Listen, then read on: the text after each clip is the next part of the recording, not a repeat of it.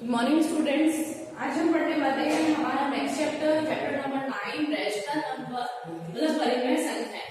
Rational number साथ साथ हम ये देखते हैं कि रैशनल नंबर आप फ्रैक्शन पढ़ चुके हैं, उससे थोड़ा सा सिमिलर है, तो आपके जितने भी टॉपिक्स हैं उससे रिलेटेड आपके इसके अंदर भी आएंगे। ठीक है, तो बात करते हैं रैशनल नंबर जो कि हमारे फ्रैक्शन नंबर भिन्न संख्याओं से थोड़ा सिमिलर है। आपके रैशनल नंबर आपके पॉजिटिव भी हो सकते हैं, नेगेटिव भी हो सकते हैं, मतलब आपके ऋणात्मक और धनात्मक संख्याएं दोनों ही होती है रैशनल नंबर के अंदर। इसको हम रिप्रेजेंट करते हैं P by Q, P upon Q। ठीक है, P upon Q से रिप्रेजेंट करते हैं, जहां पर हमारे Q क्या है, 0 के इक्वल नहीं होना चाहिए, मतलब नीचे हमारे पास 0 नहीं होना चाहिए। रैशनल नंबर हमारे पास क्या है, P और Q हमारे कोई से भी होल नंबर हो सकते हैं। ठीक है, पर उसके अंदर Q हमारे पास 0 नहीं होता है। P के अंदर हो सकता है P 0 हो सकता है, Q 0 नहीं हो सकता। P और Q दोनों ही होल नंबर होते हैं। वैसे ही हमारे पास जैसे कि आपके फ्रैक्शन के अंदर हम जब बात करते हैं तो उसमें क्या होता है, हमारे नेचुरल नंबर्स होती हैं, इसके अंदर पॉजिटिव नेगेटिव दोनों ही हो सकते हैं। स्टैंडर्ड फॉर्म हमारे पास जैसे कि हम कहते हैं कि मानक रूप से हम कहते हैं, हमारे पास मानक रूप हम जब भी बात करते हैं तो कोई ऐसी फॉर्म, कोई ऐसा नंबर, या फिर हम इसको मानक रूप कह सकते हैं, या स्टैंडर्ड फॉर्म, सिंपलेस्ट फॉर्म, या फिर लोवेस्ट फॉर्म, मतलब ऐसी संख्या जिसको वापस से डिवाइड करता है, जैसे कि अगर वापस उसको काट के दूसरा नंबर नहीं आता है, वो हमारी सिंपलेस्ट फॉर्म है।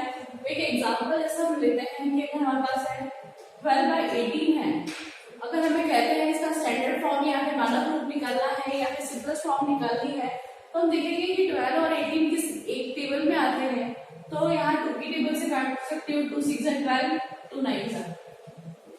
क्या ये स्टैंडर्ड फॉर्म है? ये स्टैंडर्ड फॉर्म नहीं है, क्योंकि ये वापस से आपको काट सकते हैं, 6 by 9 काट सकते हैं ना। 6 by 9 को कैसे क्रॉस करेंगे, 3 2 6, 3 3 9, ये कितना है 2 by 3। अब क्या 2 by 3 को हम और डिवाइड कर सकते हैं, और काट सकते हैं क्या?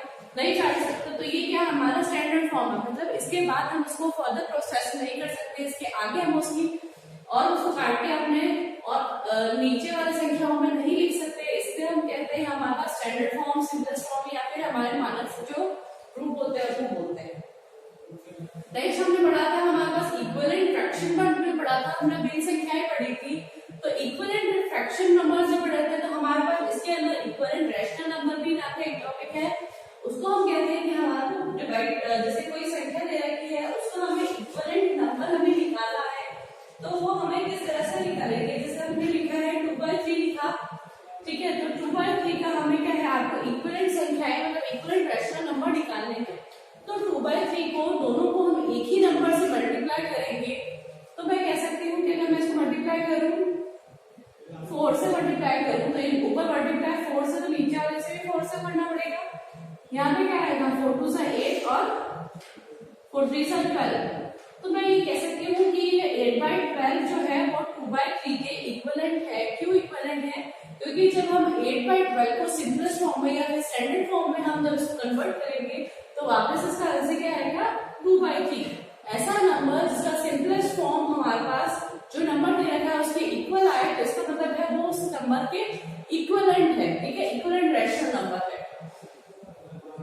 नेक्स्ट इसके अंदर टॉपिक आता है कि रेशियो बिटवीन टू नंबर्स। हमारा जब रैशनल नंबर के बीच के दो संख्याएं निकालनी होती है, तो उसमें हम किस तरह से आपकी दो संख्याओं को निकालते हैं या कुछ उससे ज्यादा।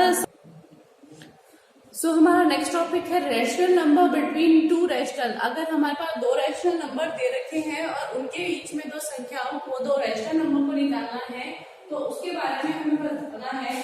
जब हम बात करते हैं हमारे पास नंबर्स के बीच में कोई नंबर निकालना होता है, तो आपको कोई भी नंबर दे जाता है कि अगर हमारे पास ये कहते हैं कि -2 से -2 और 9 के बीच में आपको कुछ नंबर निकालने हैं, तो -2 के बाद -2 -1 0 1 2 3 4 5 6 7 8 9। तो ये क्या -1 से 8 तक आपके इतने आपके नंबर्स होते हैं, तो इनको हम इजीली फाइंड आउट कर सकते हैं कि इनके बीच में, इन संख्याओं के बीच में कोई रैशनल नंबर है, कोई नंबर है कि नहीं है। तो जब हम बात करते हैं रैशनल नंबर की, तो उसमें किस तरह से हम फाइंड आउट करते हैं। ठीक है, इसलिए हम एक एग्जांपल लेते हैं।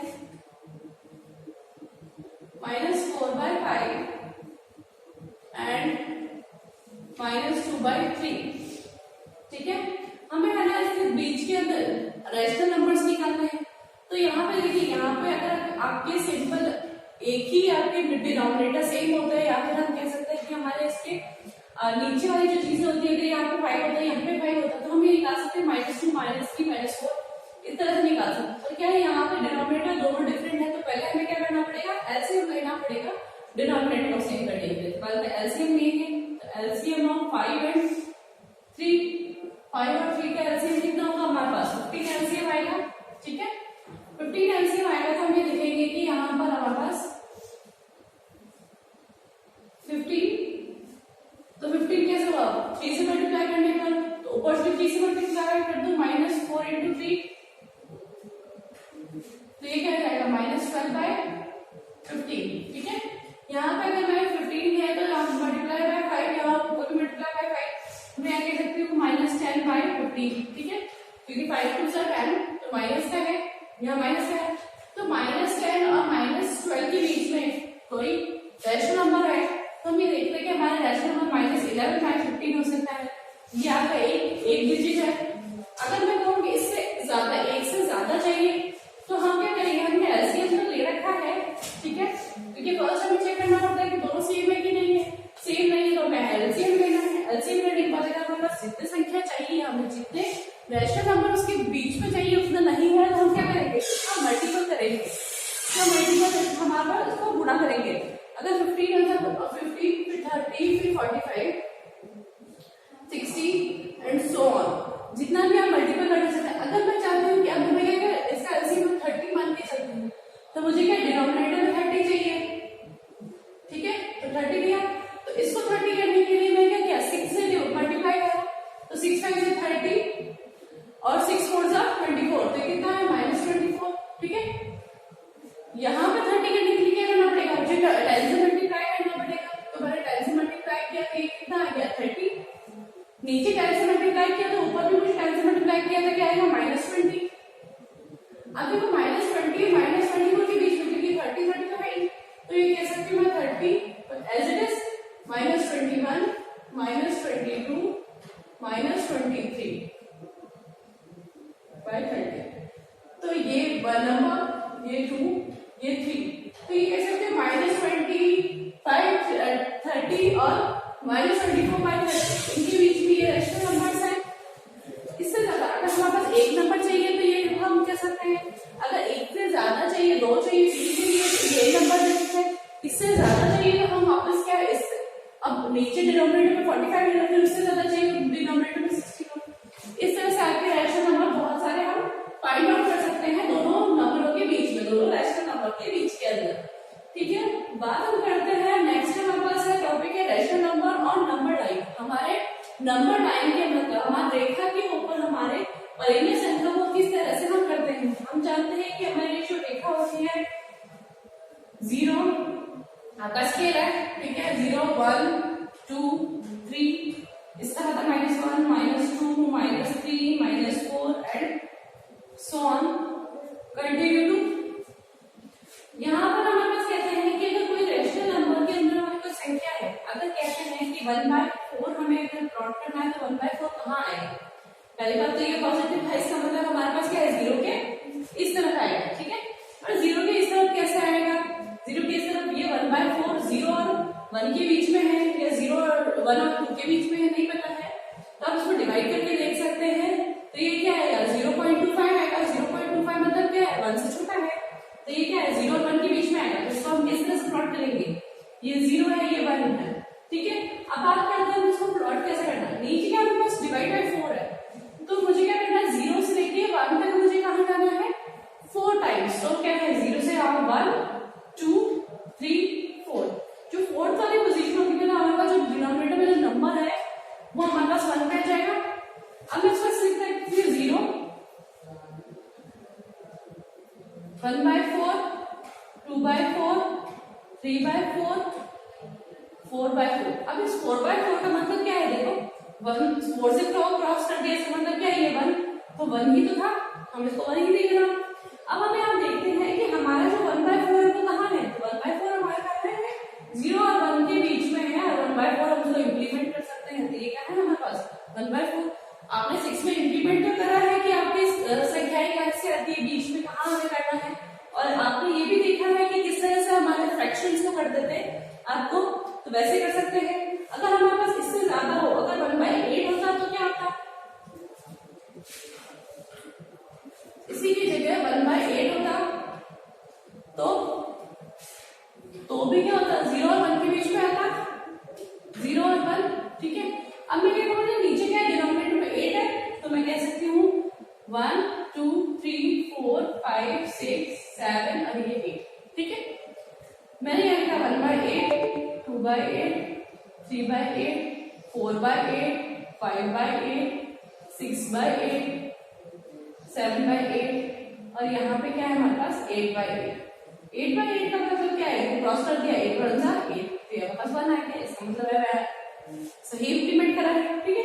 अब यहाँ 1/8 करना है तो ये यहाँ पर, अगर मैं कहूँ कि मुझे 5/8 करना है तो हमारे पास क्या जाएगा, यहाँ पर आ जाएगा। तो ये क्या है, हमारे नंबर लाइन को इंप्लीमेंट करना है, हमारे पास नंबर लाइन के अंदर हमारे पास रैशनल नंबर को इंप्लीमेंट करना है, तो इस तरह से इंप्लीमेंट करेंगे। तो ये देखेंगे कि हमारे को किस दो नंबर के बीच में आ रहा है और वो कहाँ पर आ रहा है, डिनोमिनेटर चेक करना है, डिनोमिनेटर के अकॉर्डिंग हमारे लाइनिंग्स एडजस्ट करनी है और फिर आपको उसको इंप्लीमेंट करना है, मतलब वहां पे आपको रखना है। नेक्स्ट हम बात करते हैं, हमारे इसके अंदर टॉपिक है कंपेयर करने का, दो रैशनल नंबर को कंपेयर किस तरह से करा जाता है। तो तुलना मतलब हमारा कंपेयर करना है, हमें दो रैशनल नंबर के दे रखे हो तो आपको तुलना करना है। अगर मैं कहती हूँ कि आपको 2 और 4 में से कौन सा बड़ा है, आपको पता करता है, ठीक है, ये बड़ा है। पर जब बात रैशनल नंबर की आती है, हमारे परिमेय संख्या की नंबर की बात आती है, परिमेय संख्या की बात आती है, तो हम उसको किस तरह से कंपेयर कर सकते हैं। तो अगर मैं एक एग्जाम्पल ले लूं 2/3 और 5/2, ठीक है, तो कंपेयर करने के लिए कैसा करना पड़ेगा कि कौन सा बड़ा है, ठीक है। तो हो सकता है कि यहाँ 5/2 की जगह 5/4, 5/9 कुछ भी हो सकता है। तो हम बात कर लेते हैं कि इसमें क्या है, दोनों डिनोमिनेटर क्या है, सेम नहीं है। पहली बात तो अगर सेम हो जाता है क्या है, जो नंबर बड़ा है वो बड़ा है, ठीक है। और अगर डिनोमिनेटर सेम होता तो मैंने बताया था कि आपके जो डिनोमिनेटर सेम और न्यूमरेटर सेम और डिनोमिनेटर डिफरेंट हो तो जो छोटा नंबर है वो आपका बड़ा होता है, ठीक है, उल्टा होता है। तो हमारे पास डिनोमिनेटर भी सेम नहीं है, न्यूमरेटर भी सेम नहीं है, ठीक है।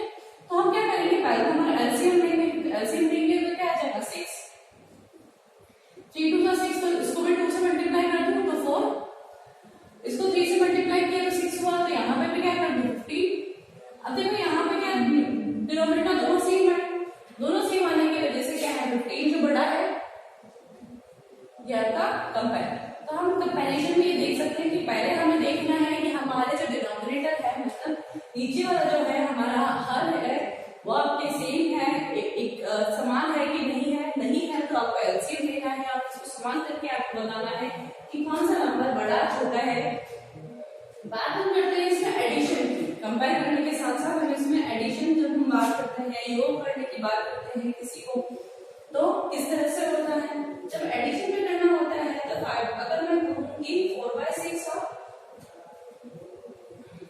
4/6 प्लस 5/2, ठीक है, प्लस करना होता है तो हम क्या करते हैं, वापस से आपके क्या एलसीएम लेते हैं। एलसीएम लिया कितना है, 6 एलसीएम आया, ठीक है, 6 1 6, तो 4 1 4 प्लस 2 3 6, तो 5 3 15, ठीक है। तो 15 प्लस 4 19/6। अगर मैं इसको सिंप्लीफाई करना चाहती हूँ, अगर ये कुछ कटता है तो आप उसको काट के लिख सकते हैं, ये हमारा एडिशन होता है। 4/6 प्लस 5/2 लिखेंगे तो भी होएगा ऐसा ही, और अगर 5/2 प्लस 4/6 करेंगे तो भी आपका यही आंसर आएगा, आपके सेम आएगा। पर जब बात करते हैं हम सब्ट्रैक्शन के अंदर अगर हम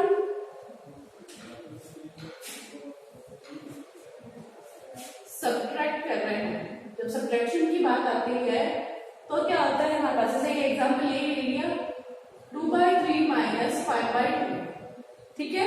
एलसीएम लिया हमारा क्या हो गया 6, 3 2 6, 2 2 4 माइनस 2 3 6, 5 3 15, तो ये क्या है 15 माइनस किया तो क्या है माइनस 11/6, क्योंकि माइनस प्लस माइनस होता है, माइनस कर दिया, 11 आ गया, 15 में से 4 माइनस किया तो क्या है 11, और साइन किसका लगेगा, जो नंबर डिजिट बड़ा है 15 बड़ा है, तो इसका साइन क्या है माइनस, हमने क्या है माइनस 11/6। पर अगर इसी को मैं उल्टा लिख दूं 5/2 माइनस 2/3, क्योंकि सब्ट्रैक्शन में हमेशा ये ध्यान रखना है कि आपको कौन सी चीज में से क्या माइनस कर रहा है। एडिशन में कोई प्रॉब्लम नहीं होती है। 6 मल्टीप्लाई किया, जैसा एलसीएम लिया, यहाँ पे क्या आएगा 15, यहाँ क्या आएगा 4, 11/6। जब हम बात करते हैं तो यहाँ पे क्या आया माइनस का आया है, ठीक है, और दूसरी तरफ क्या आया प्लस, ये पॉजिटिव आया है। अगर एक ऋणात्मक या एक धनात्मक है तो आपको क्या है माइनस प्लस में सॉरी माइनस में ध्यान रखना है कि कौन सी चीज को किस में से आपने माइनस किया है, ठीक है। रैशनल नंबर में हम नेक्स्ट हमारा टॉपिक है मल्टीप्लिकेशन। मल्टीप्लिकेशन को किस तरह से इंप्लीमेंट किया था, मल्टीप्लिकेशन और डिवाइड, ठीक है। जब हम बात करते हैं मल्टीप्लिकेशन की, तो मल्टीप्लिकेशन के अंदर जो बात दो नंबर दे रखे हो,